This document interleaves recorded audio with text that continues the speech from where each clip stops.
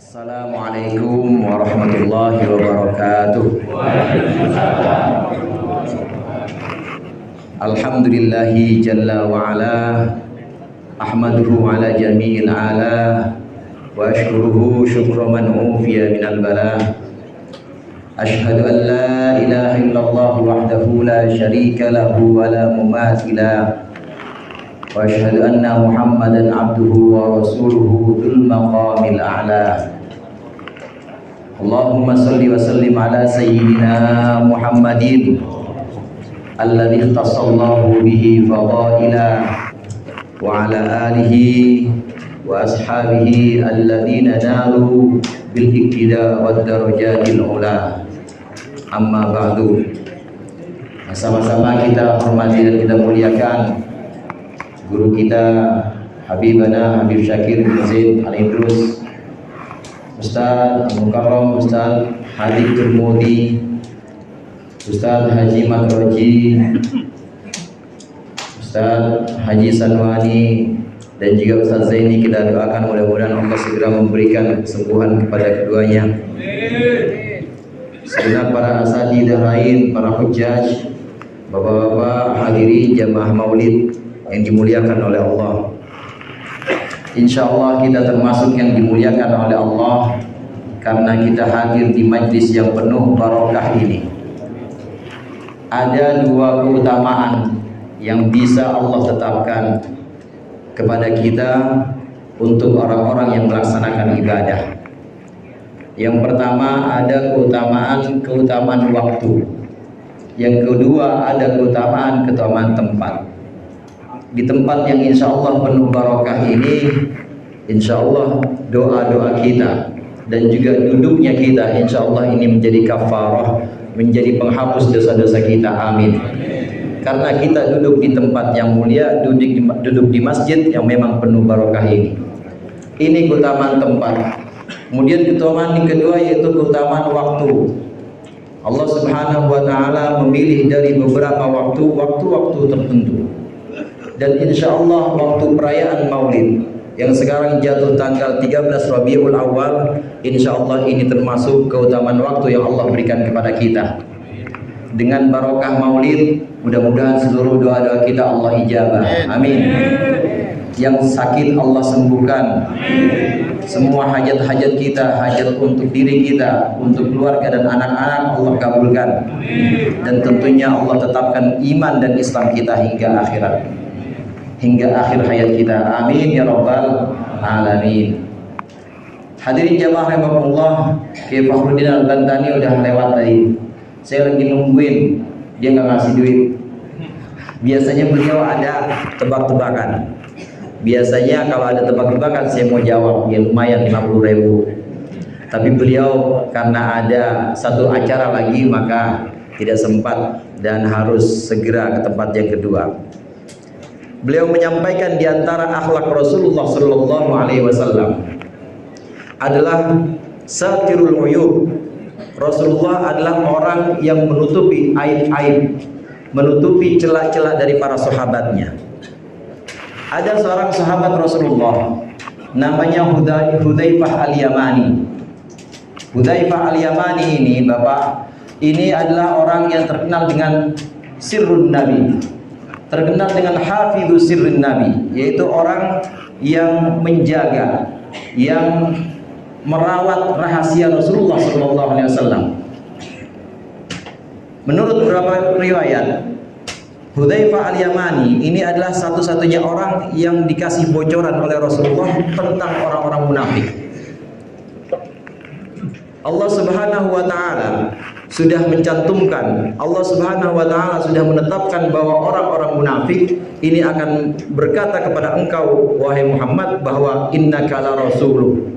Emang juga tahu kalau engkau adalah utusanku, ya semua juga tahu. Ketahuilah wahai Muhammad bahwa mereka orang-orang munafik. Dan ini Rasulullah tahu deretan nama-nama orang munafik. Namun karena Rasulullah satirul uyub, karena Rasulullah adalah orang yang benar-benar mengunci, benar-benar menyimpan rahasia, aib dan celah sahabatnya, aib dan celah orang-orang, sampai orang munafik aja itu nggak diumumin oleh Rasulullah. Nah, satu-satunya sahabat yang diberikan informasi, diberikan bocoran tentang siapa aja yang orang munafik, ini adalah sahabat Hudzaifah Al-Yamani.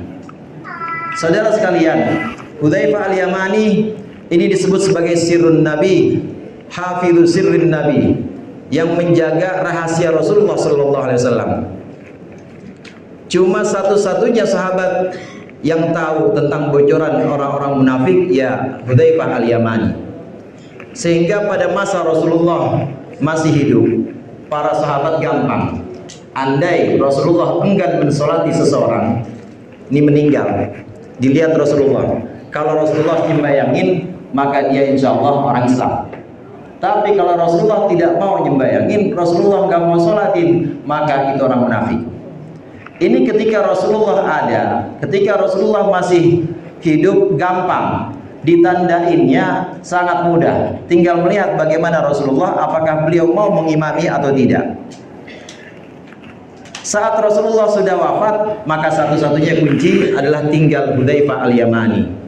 Karenanya setelah wafatnya Rasulullah Shallallahu Alaihi Wasallam, maka para sahabat ketika ada orang yang kelihatannya Islam atau orang yang mirip-mirip dengan para sahabat, ketika wafat maka akan melihat Hudzaifah. Dia lihat Hudzaifah, ini Hudzaifah Al-Yamani nyolatin apa kagak? Kalau Hudzaifah Al-Yamani nyolatin, maka itu orang Islam. Tapi kalau Hudzaifah Al-Yamani nggak nyolatin, berarti itu orang munafik. Ini kenapa Hudzaifah Al-Yamani disebut sebagai hafidzus sirrin Nabi, sebagai sirrun Nabi atau rahasia Nabi, di mana semua orang-orang munafik bocorannya itu semua diketahui oleh Hudzaifah Al-Yamani. Di lain kesempatan Sayyidina Umar bin Khattab, beliau pernah pada satu waktu minta tolong kepada Hudzaifah, Hudzaifah, ana amirul mu'minin. Hudzaifah, saya ini presiden, saya pemimpin orang-orang Islam. Coba tunjukin dari pegawai-pegawai saya, mau itu lurah, mau itu camat, di bawahnya presiden kan banyak, ada gubernur, ada lurah, ada camat. Kalau sekarang coba tunjukkan kepadaku, tunjukkan kepada saya mana di antara pegawai-pegawaiku mana yang munafik. Nah, Hudzaifah nggak mau nunjukin tetap, tapi tinggal ditunggu aja nanti akhir hayatnya, akhir hayat dari setiap pegawai yang Umar bin Khattab, tetap tidak mau menunjukkan, tetap tidak mau membongkar rahasia Rasulullah Sallallahu Alaihi Wasallam. Sampai pada suatu hari Sayyidina Umar cekcok. Sayyidina Umar berseteru dengan seorang pegawainya sendiri, dibantah nih pegawai, bawahannya Sayyidina Umar bantah. Dan gak lama setelah itu dia wafat, pegawai ini mati, kemudian Hudzaifah tidak mensolatinya. Ketahuan dah tuh, ketahuan bahwa orang ini, orang yang berseteru dengan Sayyidina Umar ini adalah orang munafik.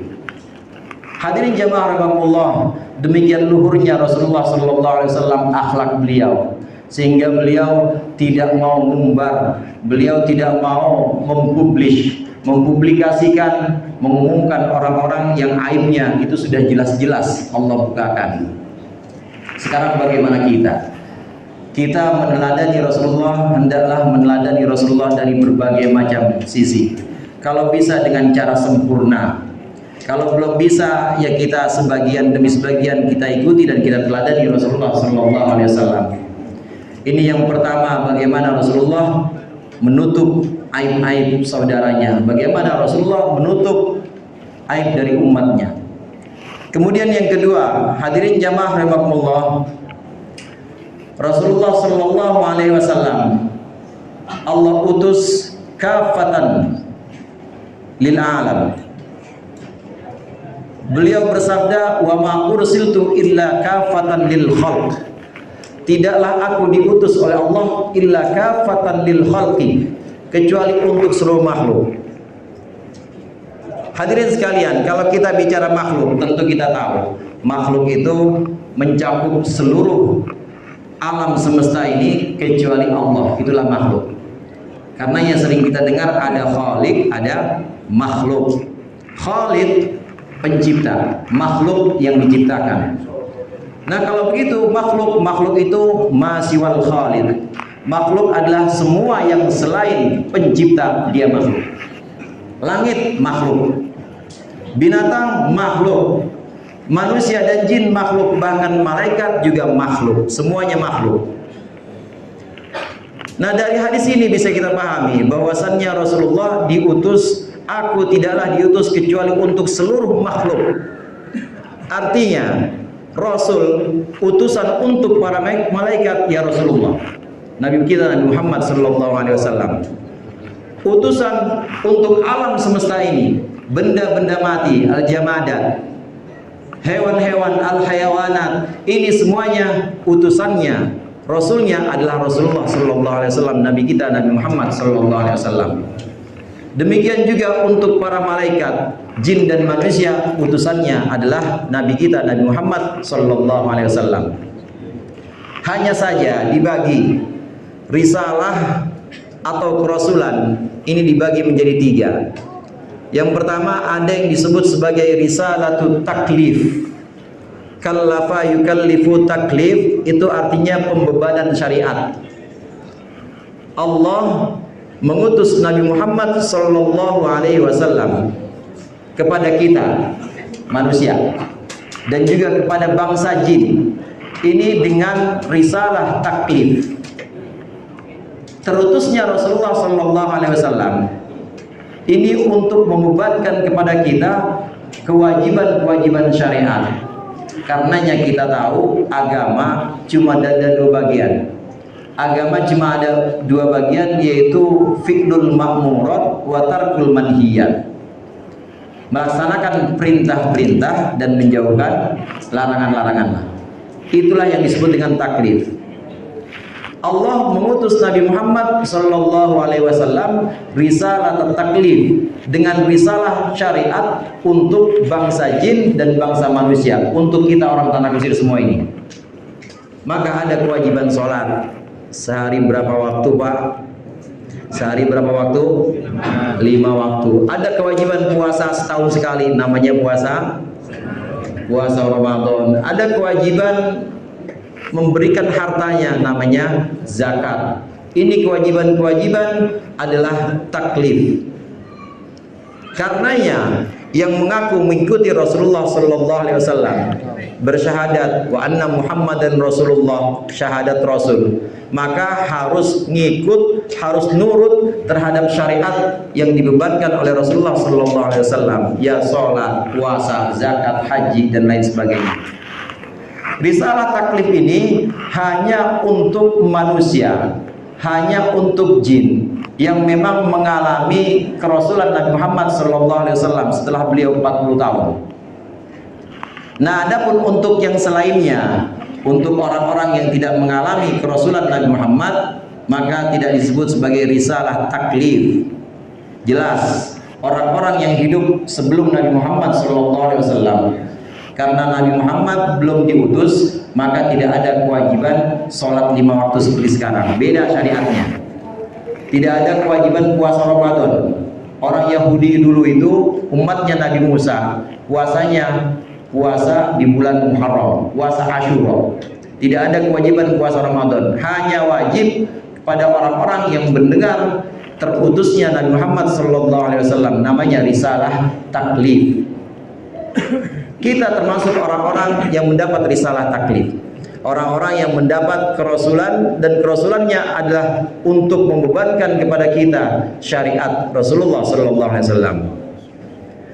Hadirin jamaah rahimakumullah, risalah taklif, pembebanan kepada kita, beban-beban syariat ini bukan lantaran Rasulullah ingin memberatkan kita, bukan.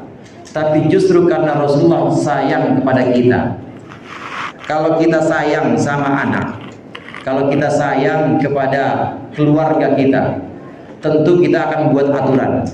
Boleh nggak kira-kira anak kita seharian main HP? Boleh apa enggak Pak kira-kira? Kagak boleh. Ada aturannya. Boleh nggak kira-kira bini kita pergi 3 hari nggak pulang-pulang?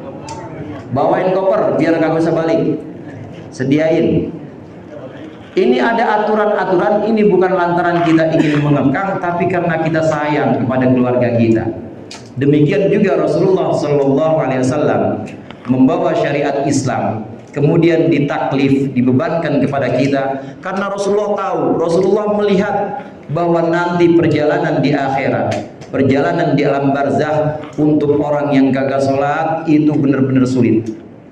Kalau di alam barzakh aja udah sulit, apalagi nanti di alam mahsyar. Rasulullah melihat nyata betul-betul itu semuanya. Karena sayangnya Rasulullah, maka dituntun kita supaya sholat, dituntun kita supaya puasa Ramadan dan lain sebagainya. Taklif atau pembebanan syariat ini semata-mata karena sayangnya Rasulullah kepada kita. Karena beliau melihat langsung, beliau tahu betul yang terbaik untuk kita, dan beliau tahu betul yang nanti bakal menyengsarakan kita. Maka turunlah ini syariat, dibebankan kepada kita untuk melaksanakan perintah-perintahnya yang kita laksanakan, larangan-larangannya yang kita jauhkan. Kemudian yang kedua ada risalah yang disebut dengan risalah tasyrif. Syarrafa yusyarrifu tasyrif, ini artinya memuliakan. Para malaikat, ya malaikat Jibril, malaikat Mikail yang termasuk malaikat-malaikat utama, dan segenap malaikat muqarrabin, malaikat karubiyin yang menjaga arash, yang manggul arash. Ini semua rasulnya. Kalau ditanya siapa rasulnya, ya rasulnya Nabi kita, Nabi Muhammad Sallallahu Alaihi Wasallam. Namun tentunya risalah untuk para malaikat ini bukan risalah taklif. Jadi jangan ngarepin malaikat ikut jamaah sama kita, karena malaikat memang beda, kewajibannya beda dengan kita. Jangan kemudian kita angan-angan bahwa malaikat bakal puasa Ramadan, nyari bukaan gitu, nyari gorengan sama lontong, nggak bakal, karena beda dengan kita. Taklif tidak dibebankan kepada malaikat, tapi tasyrif. Allah Subhanahu wa taala mengutus Nabi kita Nabi Muhammad sallallahu alaihi wasallam untuk para malaikat risalah tasyrif, sebagai risalah dengan risalah kemuliaan. Artinya malaikat ini kemudian kedudukannya diangkat dan dimuliakan oleh Islam yang dibawa oleh Rasulullah sallallahu alaihi wasallam. Lantaran Nabi kita Nabi Muhammad sallallahu alaihi wasallam kita jadi kenal malaikat. Tiap malam Jumat kita kirimin Fatihahnya. Ila jamil malaikatil muqarrabin wal karubiyin. Asadatina Jibril wa Mikail, kita kirimin itu semuanya. Semuanya kita kirim. Kita jadi kenal dan kita jadi memuliakan. Selain itu saudara, yang dimaksud dengan risalah tasyrif ini semacam anggota kehormatan. Jadi meskipun sholatnya nggak seperti sholat kita, ibadah-ibadahnya juga tidak seperti ibadah jin dan manusia. Memang nggak wajib buat malaikat, tapi malaikat dapat kehormatan untuk menjadi umatnya Nabi Muhammad Sallallahu Alaihi Wasallam.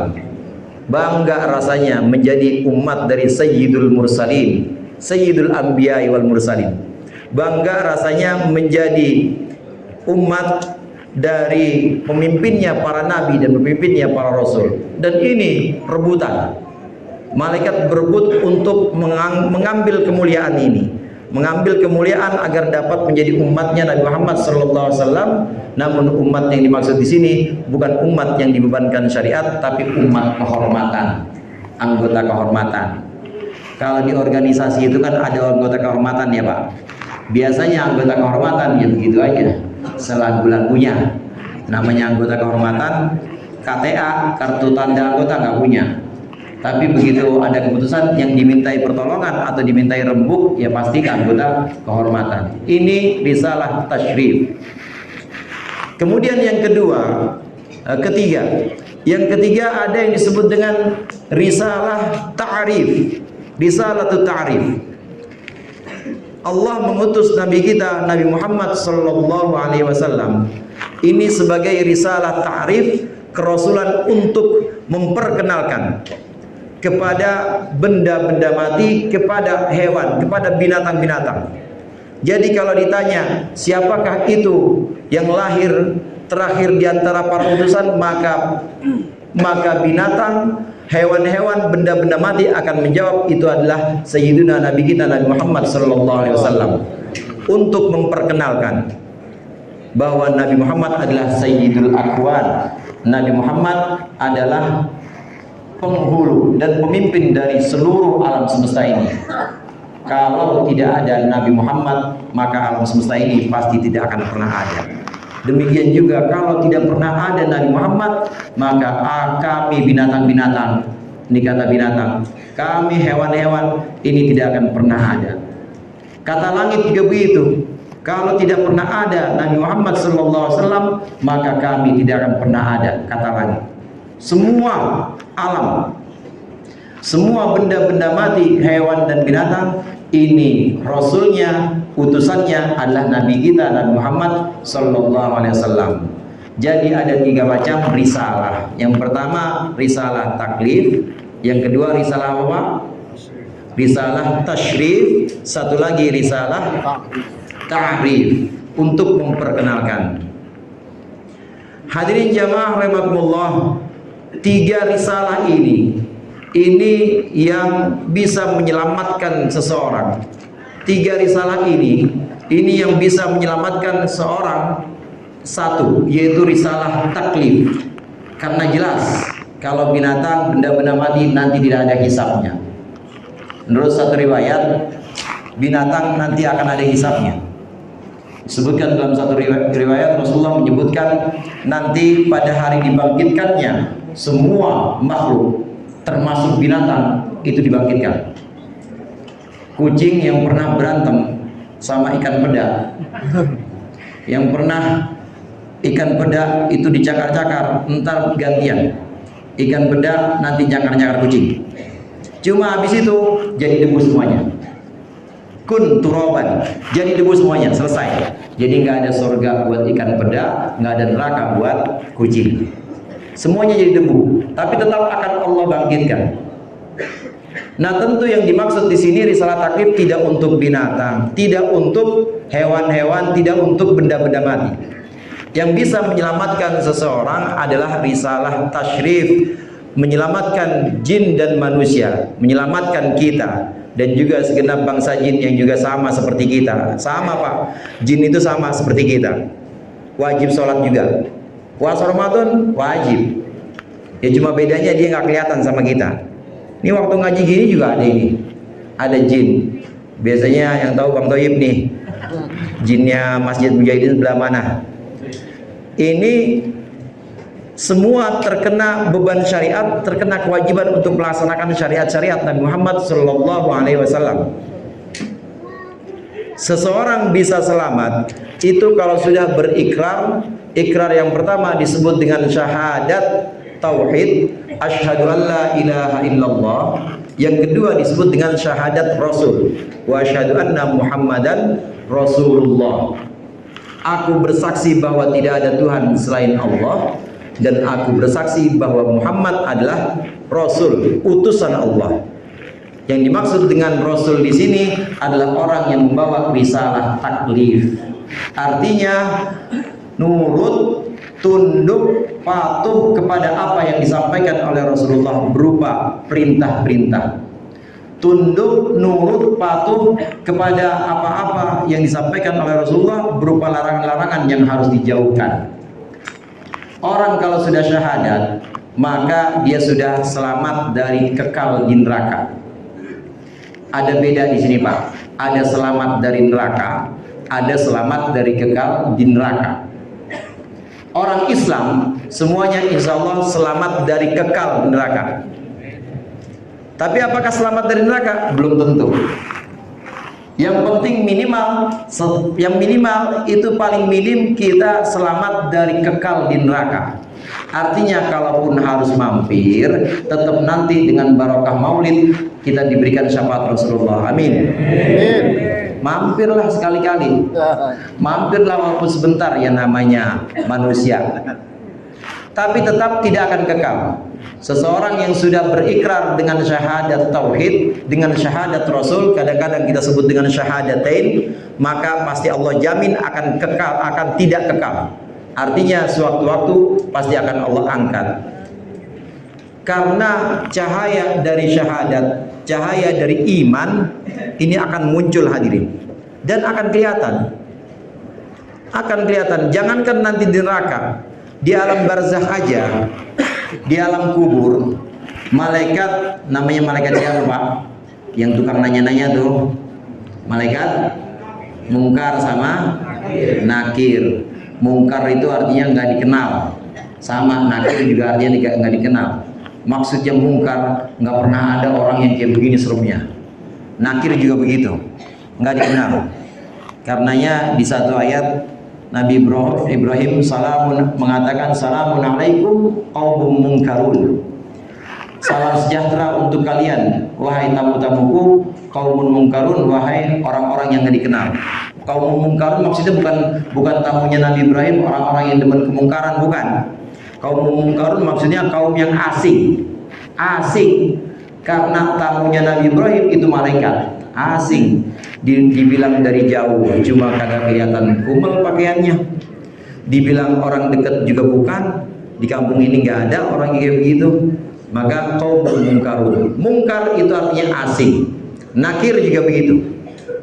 Malaikat mungkar, malaikat nakir, ketika orang-orang sudah selesai mengantarkan jenazah pada pulang, 7 langkah dari situ kemudian datang malaikat mungkar dan nakir. Salah satu di antara keduanya ini mulai pasang muka paling serem, tapi satu dari mereka kemudian menegur. Salah satu di antara keduanya kemudian menegur, ala ta'rif nurul iman fi, apakah engkau enggak lihat ada cahaya iman di sini? Oh iya saya lihat ada cahaya iman. Orang Masjid Al-Mujahidin walaupun maulid doang, tapi dia pernah datang, ada kan cahaya iman? Ada. Ya udah, turunin level galaknya, diturunin Pak. Untuk orang-orang yang ada cahaya keimanannya, itu level galaknya diturunin. Jadi nggak terlalu serem, tapi ya tetap ukurannya bukan ukuran serem orang tanah kusir. Seremnya serem malaikat mungkar, ya tetap serem, tapi diturunin karena ada cahaya iman. Demikian juga cahaya iman yang kemudian muncul dalam lisan melalui ikrar syahadatain.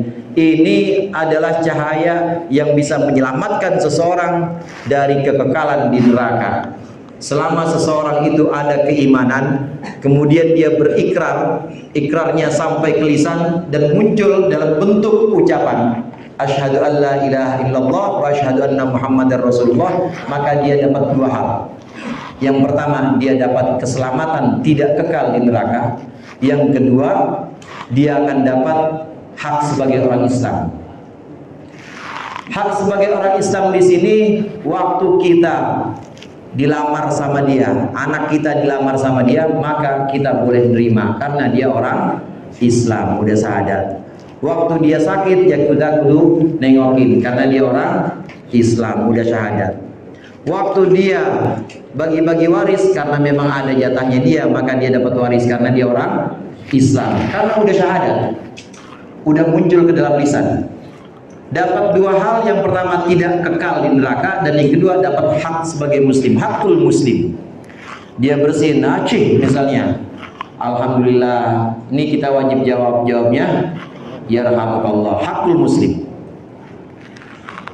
Kalau sudah seperti itu, kalau sudah muncul dalam lisan, muncul berupa ikrar, berupa syahadat, maka dapat hak Islam dan juga dapat hak nanti di akhirat, tidak kekal di neraka. Karenanya sebagian ulama mengatakan bahwa iman itu adanya dalam hati. Orang yang imannya ada dalam hati, maka tidak wajib melafalkannya, tidak ada kewajiban untuk menzohirkannya. Lantas bagaimana imbasnya, konsekuensinya di kehidupan kita sehari-hari? Orang yang dalam hatinya iman, cinta kepada Rasulullah, ngaku dalam hati benar, agama paling benar Islam, dan saya bersaksi bahwa Muhammad adalah utusan Allah, bersaksi juga bahwa tidak ada Tuhan selain Allah, dalam hati doang cuma, maka nggak dapat hak Islam. Nah, bagaimana nanti di akhirat? Di akhirat fa'amruhu ilallah. Urusan orang ini nanti urusan Allah. Bisa jadi orang ini nanti Allah selamatkan dari kekal di neraka karena ada cahaya iman itu.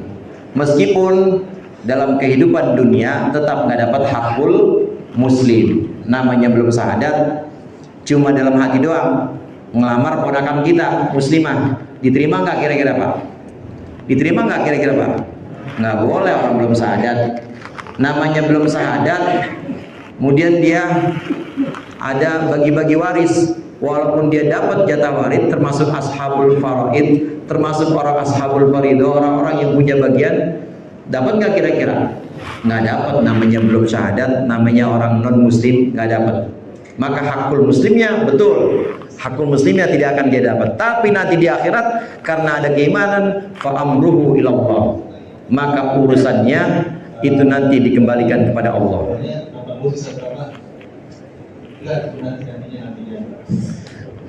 Mudahan ya. Kayaknya udah peringatan. Saya tadi minta sama Habib Syakir, saya komat aja Bib, disuruh keluar. Sampai mana tadi Pak? Sampai syahadat. Hakul muslimnya tidak dia dapat karena belum dilisankan, belum sampai kepada lisan, tapi nanti urusannya dikembalikan kepada Allah. Allah rahmatnya sangat luas, rahmatnya mencakup segala sesuatu, dan boleh jadi nanti orang ini yang ada dalam keimanannya, iman bahwa tidak ada Tuhan selain Allah, bahwa Muhammad adalah utusan Allah, ini boleh jadi Allah selamatkan dari kekal di neraka. Cuma ya karena nggak pernah syahadat, pada lamaan dikit dibanding jamaah maulid. Amin. Kemudian yang ketiga yang ingin saya sampaikan, hadirin jamaah rahimakumullah, Rasulullah Shallallahu Alaihi Wasallam meneladani beliau dalam rangka maulid ini. Beliau adalah orang yang sangat cinta kepada umatnya, dan juga tentu sangat cinta kepada keluarganya. Kata keluarga ini dalam bahasa Arab kadang disebut dengan kata alun.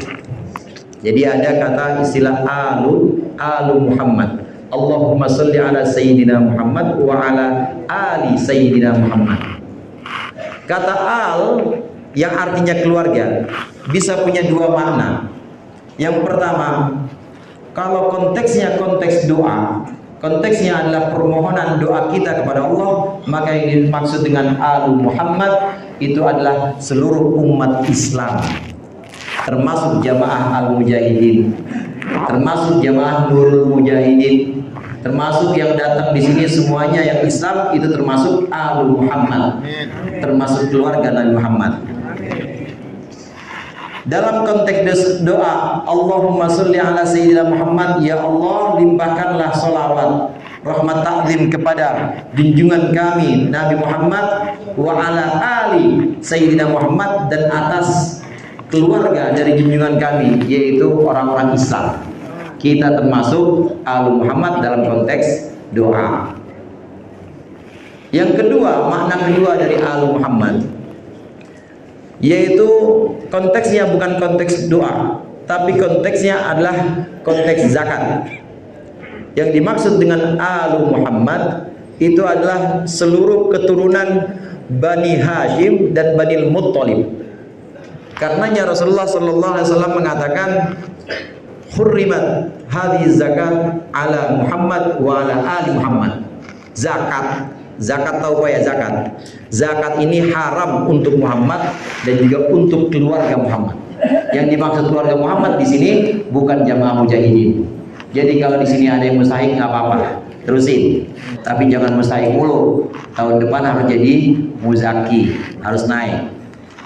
Yang dimaksud dengan alu Muhammad dalam konteks zakat ini adalah Bani Hashim wa Bani Muttalib, keturunan dari buyutnya Rasulullah, yaitu Sayyidina Hashim, keturunan dari kakeknya Rasulullah, yaitu Abdul Muttalib. Terus ke bawah, ini disebut sebagai alu Muhammad, disebut sebagai keluarga Nabi Muhammad Sallallahu Alaihi Wasallam, di mana haram menerima zakat, haram. Ada alu Muhammad, ada dzurriyyah. Makanya Habib Syakir nggak boleh terima zakat, Bib. Ya Bib, nggak boleh. Kalau kita kasih beliau hadiah, ya kalau kepada dzurriyyah, pada para habaib, maka bukan zakat, nggak boleh, haram. Karena zakat itu kotoran kita, Pak. Zakat itu harta kotor yang memang wajib kita keluarin. Kalau nggak dikeluarin, kayak tumor, jadi penyakit, disimpan terus. Akhirnya bisa mengganas, akhirnya bisa bikin harta kita rusak semuanya. maka harus dikeluarin. Nah, zakat itu kotoran, maka nggak boleh dikasih kepada keluarganya Nabi Muhammad Sallallahu Alaihi Wasallam. Nabi Muhammad Sallallahu Alaihi Wasallam termasuk orang yang sangat mencintai keluarganya. Pernah satu waktu anaknya paman Nabi, yaitu Abu Lahab, anaknya Abu Lahab perempuan, ngadu kepada Rasulullah, ya Rasulullah, saya kalau lewat depan orang-orang diledekin, ibnatu hatabi jahannam, katanya, ibnatu hatabi jahannam, anak perempuannya kayu neraka, anak perempuannya kayu neraka, diledekin gitu Pak. Karena memang sudah dinas bahwa Abu Lahab di surat Al-Lahab itu tabbat yada abi lahabi wa tab ma aghna anhu maluhu wa ma kasab sayasla naran dzata lahab wa mar'atuhu hammalatal hatab fi jidha hablum mim masad. Dua-duanya Abu Lahab dan istrinya termasuk keluarga Nabi, tapi yang tidak selamat dinas di situ. Anaknya perempuan diledekin mulu kalau lewat depan orang-orang, kayu bakar, anaknya kayu bakar neraka, ledek, ngadu kepada Rasulullah. Rasulullah pada waktu itu kemudian marah. Kata Rasulullah, barang siapa man adani wa ada ali, barang siapa yang menyakitiku dan menyakiti keluargaku, maka hati-hatilah akan api neraka. Nggak boleh nyakitin keluarga Nabi. Ini padahal anaknya Abu Lahab, anaknya paman Nabi yang kafir. Tetap Rasulullah terhadap keluarganya, ini beliau sangat mencintai keluarganya. Hadirin jamaah rahimakumullah, Al Muhammad, karenanya sebagian sahabat kalau di belakang itu ada keturunannya Abu Lahab, kalau baca suratnya pilih-pilih karena khawatir menyinggung perasaan anaknya, menyinggung perasaan keturunannya. Benar-benar akhlaknya para sahabat demikian dijaga, akhlaknya Rasulullah demikian dijaga, nggak pernah yang namanya menyakiti keluarganya, apalagi keluarga, menyakiti umatnya juga nggak pernah. Benar-benar dijaga supaya jangan sampai ada yang tersakiti, jangan sampai ada yang tersinggung dengan ucapannya, apalagi disindir-sindir pakai ayat. Kalau disindir-sindir pakai ayat kan rasanya gimana? Nah, kalau orang sekarang gimana? Kadang ayat buat nyerang orang ya, orang sini mah nggak ada, sono orang jauh. Kadang-kadang ayat buat menghakimi, atau ayat kadang-kadang buat menjustifikasi seseorang, nggak boleh. Kadang-kala hadirin, memang ada orang yang kecenderungannya itu menggunakan ayat tapi untuk memojokkan orang. Nah, ini yang nggak boleh.